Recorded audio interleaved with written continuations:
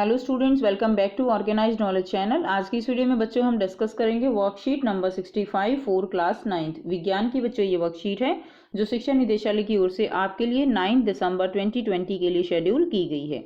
आज की वर्कशीट में बच्चों हम नया जो चैप्टर है वो स्टार्ट करेंगे, कार्य तथा ऊर्जा, बल द्वारा किया गया कार्य।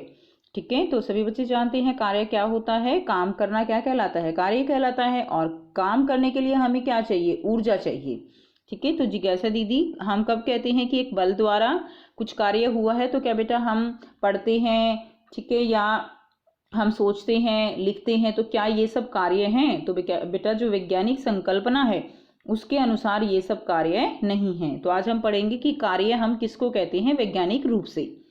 तो देखिए, ज्ञान वैज्ञानिक रूप से कार्य की संकल्पना आम रूप से कुछ अलग होती है। यदि एक बल के लगने पर किसी वस्तु की विराम अवस्था अथवा गति की अवस्था में परिवर्तन आता है तो हम कहते हैं कि उस बल द्वारा कुछ कार्य हुआ है। यानी जब हम किसी भी जो वस्तु होती है, अगर वो विराम अवस्था में है तो हो सकता है वो गति की अवस्था में आ जाए, और अगर कोई वस्तु गति की अवस्था में है तो बल लगाने पर हो सकता है वो विराम अवस्था में आ जाए। यानी हम कार्य किसे कहेंगे? यानी जब हम बल लगाते हैं तो उस वस्तु की अवस्था में परिवर्तन आता है, तब हम कहते हैं कि उस बल द्वारा कुछ कार्य हुआ है। यदि वस्तु की अवस्था में परिवर्तन नहीं होगा, इसका मतलब क्या है कि कोई कार्य नहीं हुआ है। इसलिए देखिए, पढ़ना, लिखना, सोचना, बातें करना, ये सब वैज्ञानिक रूप से कार्य की श्रेणी में नहीं आते।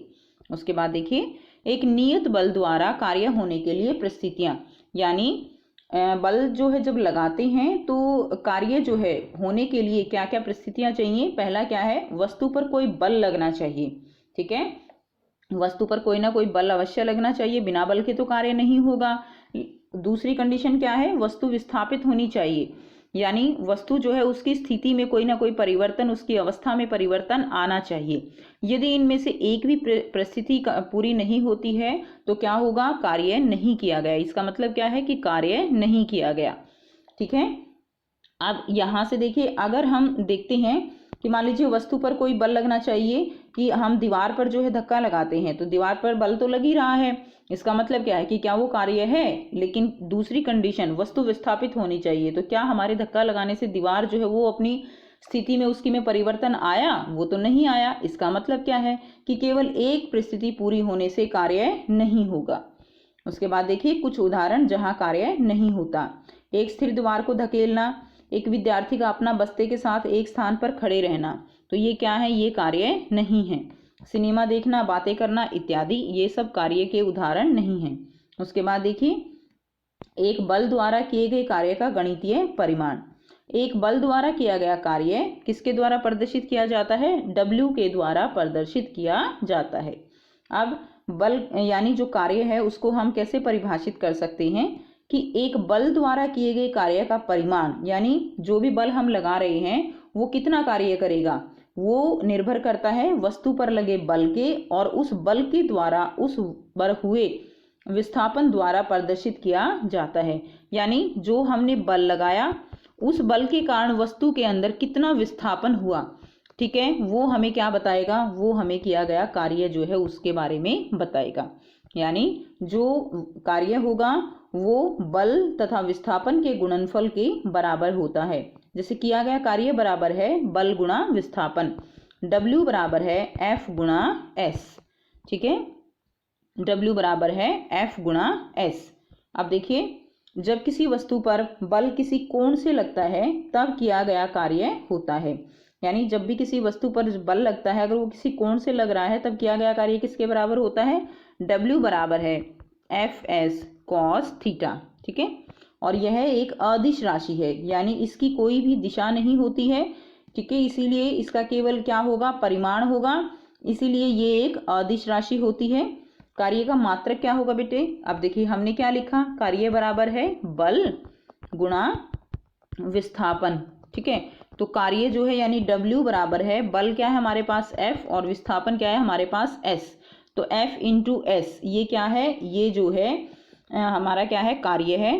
तो यानी अब F की जो इकाई है वो क्या होती है? न्यूटन, और जो यहाँ पर विस्थापन है उसको हम किससे मापते हैं? मीटर से। तो क्या हो गया? Newton metre. और न्यूटन मीटर को हम क्या लिख सकते हैं? जूल। 1 न्यूटन मीटर बराबर है 1 जूल। तो अब यहाँ से अगर हम 1 जूल को परिभाषित करें तो क्या लिखेंगे? यदि 1 न्यूटन बल, ठीक है, बल कितना लगाया? 1 न्यूटन।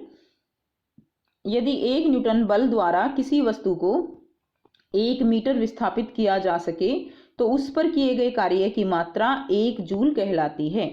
ठीक है, यदि 1 न्यूटन बल द्वारा किसी वस्तु को कितनी दूर तक विस्थापित किया जा सके? 1 मीटर तक, तो उस पर किया गया कार्य की मात्रा क्या कहलाएगी? 1 जूल। यानी 1 जूल बराबर है 1 न्यूटन मीटर। उसके बाद नेक्स्ट देखिए, धनात्मक, ऋणात्मक और शून्य कार्य। कार्य जो है वो 3 प्रकार के होते हैं, धनात्मक, ऋणात्मक और शून्य कार्य। यदि वस्तु पर लगने वाले बल तथा उसके विस्थापन की दिशा समान हो तो उस परिस्थिति में कार्य को धनात्मक कार्य कहा जाता है। यानी आपने बल इस दिशा में लगाया तो विस्थापन भी इसी दिशा में हुआ। जैसे कि ये विस्थापन हो रहा है, आप बल भी इसी दिशा में लगा रहे हो और ये जो बॉक्स है ये जो है इसी दिशा में आगे चला जाएगा, तो ये क्या है? ये एक धनात्मक कार्य है। उदाहरण के लिए, एक बच्चे का खिलौने को खींचना, एक चुंबक का लोहे को अपनी ओर खींचना, तो ये सब किसके उदाहरण हैं? ये सब धनात्मक कार्य के उदाहरण होंगे। नेक्स्ट है, यदि वस्तु पर लगने वाले बल तथा उसके विस्थापन की दिशा एक दूसरे के विपरीत हो तो उस परिस्थिति में किए गए कार्य को ऋणात्मक कार्य कहा जाता है। यानी आप बल इस दिशा में लगा रहे हो लेकिन विस्थापन विपरीत दिशा में होगा तो उसको क्या कहा जाएगा? ऋणात्मक कार्य कहा जाता है। उदाहरण, चलती हुई कार में ब्रेक लगाना, एक गोलकीपर द्वारा फुटबॉल को रोकना। तो फुटबॉल जो है वो आगे की तरफ जा रही है लेकिन गोलकीपर क्या करता है? उसको विपरीत दिशा में बल लगा के उसको रोक देता है।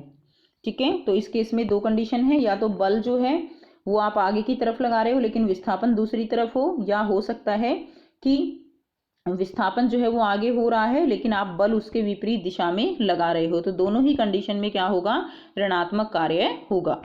उसके बाद, एक बल द्वारा किया गया कार्य शून्य भी कहलाता है। कब कहलाएगा? यदि बल द्वारा वस्तु की अवस्था में कोई भी परिवर्तन न आए अथवा बल तथा विस्थापन एक दूसरे से समकोण पर हों तो वो क्या होगा? तब किया गया कार्य शून्य होगा। जैसे हमने दीवार का उदाहरण लिया, बल तो लगा रहे हैं लेकिन विस्थापन नहीं है तो कार्य शून्य है। उदाहरण है, पृथ्वी के चारों ओर चक्कर लगाता एक उपग्रह, तो ये क्या है? ये जो है शून्य कार्य का उदाहरण है। और कुली के सर पर बोझा, तो ये भी क्या है? ये भी शून्य कार्य का उदाहरण रहेगा। अब हम यहाँ पे कुछ प्रश्न करेंगे। पहला प्रश्न है, परिभाषित कीजिए किया गया कार्य क्या है और 1 जूल कार्य क्या है। तो किया गया कार्य, यहाँ से हम इसकी परिभाषा लिख देंगे। एक बल द्वारा किए गए कार्य का परिमाण वस्तु पर लगे बल और उस पर हुए विस्थापन द्वारा प्रदर्शित किया जाता है, जो बल तथा विस्थापन के गुणनफल के बराबर होता है। किया गया कार्य बराबर है बल गुणा विस्थापन। तो ये ए जो भाग है उसका उत्तर हो जाएगा। नेक्स्ट देखिए, दूसरा है, इसका बी भाग 1 जूल को परिभाषित करना है, तो यहाँ से आप इसका उत्तर लिख देंगे। यदि 1 न्यूटन बल द्वारा किसी वस्तु को 1 मीटर विस्थापित किया जा सके तो उस पर किए गए कार्य की मात्रा 1 जूल कहलाती है। ये बी का उत्तर हो जाएगा। नेक्स्ट है प्रश्न 2, वैज्ञानिक रूप से कार्य के होने की परिस्थितियां बताइए। तो वैज्ञानिक रूप से कार्य के होने के लिए परिस्थितियां जो है, ये जो है परिस्थितियां होंगी। ये आपका प्रश्न 2 का उत्तर हो जाएगा। वस्तु पर बल लगना चाहिए, वस्तु विस्थापित होनी चाहिए। यदि एक भी परिस्थिति पूरी ना हो तो किया गया कार्य 0 होगा।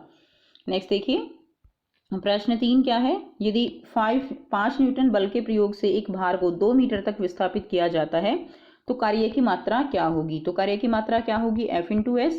F कितना है? 5 गुणा 2 मीटर विस्थापन है। उत्तर कितना आ जाएगा? 10 जूल। ठीक है, 10 न्यूटन मीटर। तो आइए बेटा इसका आंसर कर लेते हैं। यहाँ से आप आंसर कर लेंगे। कार्य बराबर है बल गुणा विस्थापन। कार्य बल कितना है? 5 न्यूटन, विस्थापन कितना है? 2 मीटर।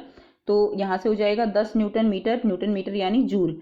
तो 10 जूल जो है इसका क्या होगा? आंसर होगा। नेक्स्ट क्वेश्चन, नेक्स्ट है प्रश्न 4, अपने दैनिक जीवन से धनात्मक, ऋणात्मक और शून्य कार्य के उदाहरण दीजिए।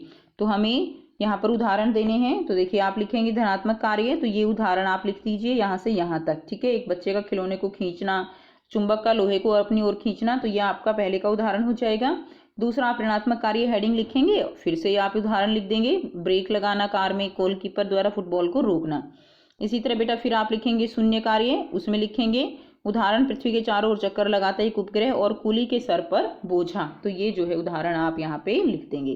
ठीक है। नेक्स्ट देखिए, एक नियत बल द्वारा किए गए कार्य का मात्रक लिखें। तो बेटा किए गए कार्य का मात्रक लिखना है, तो ये देखिए कार्य का मात्रक क्या है, न्यूटन मीटर या जूल। ठीक है, जूल जो है उसकी क्या है, इकाई होती है कार्य की। सो ये थी बच्चों आपकी आज की वर्कशीट। आई होप बेटा आपको ये वर्कशीट क्लियर है। कोई भी डाउट है आप कमेंट सेक्शन में कमेंट करके पूछ सकते हो। वीडियो अच्छी लगी तो लाइक शेयर जरूर कर दीजिए, चैनल को सब्सक्राइब भी कर लीजिए। And thanks for watching, have a nice day.